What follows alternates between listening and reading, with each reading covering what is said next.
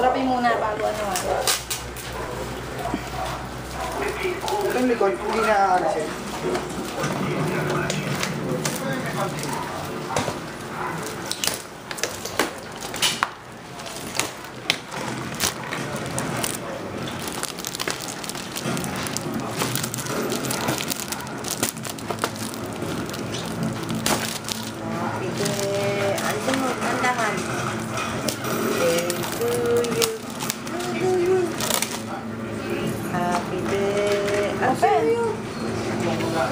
Idiotic sa pakatake. Mali ko bang ganyan? Kaya mo touch. Oo. Ang inang SpongeBob yan. Dapat tinanggal na yung bulak. Hoy, wag. Or ginawa talaga siyang stand. Ginawa talaga siyang stand. Dito. Dito. Doon.